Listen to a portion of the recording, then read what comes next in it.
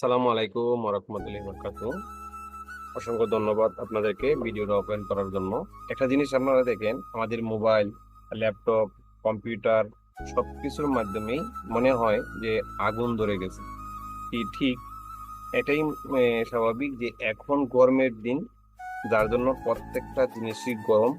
আমাদের জানি যে শীতের দিনে আমাদের মেশিন, গাড়ি যা কিছু আছে এগুলো স্টার্ট দিতে গেলে স্টার্ট নেয় না, কেন নেয় না? কারণ ঠান্ডায় এটা বসে পড়ে। সেম গরমের দিন আসলে মেশিন স্টার্ট দিলে কিন্তু এক চাবি দিলেই স্টার্ট হয়ে গেল, বা অথবা একটা হ্যান্ডেল দিলেই স্টার্ট নেয়। সেম ওই জিনিসটা গরম থাকে।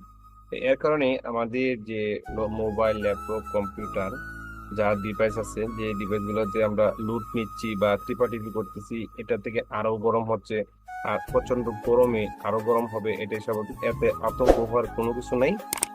যাদের যে ডিভাইসটা আছে, আমরা টিপাটিপির দিক থেকে একটু নিয়ন্ত্রণ থাকবো, তাহলে ইনশাল্লাহ আমাদের ডিভাইসগুলো একটু নিয়ন্ত্রণ থাকবে।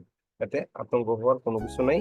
মনে হচ্ছে যে এরকম ভাবে মোবাইলে আগুন ধরে গেছে, সেম গরমের চোটে পুড়িয়ে যাচ্ছে ল্যাপটপের এই অবস্থা, ডেস্কটপের এই অবস্থা, এরকম আগুন ধরে গেছে। যদি আমার এই ভিডিওটা একটু ভালো লাগে তাহলে অবশ্যই আমার চ্যানেলটা সাবস্ক্রাইব করবেন এবং একটা শেয়ার করবেন, কমেন্ট করবেন। ধন্যবাদ সবাইকে। আল্লাহ হাফেজ।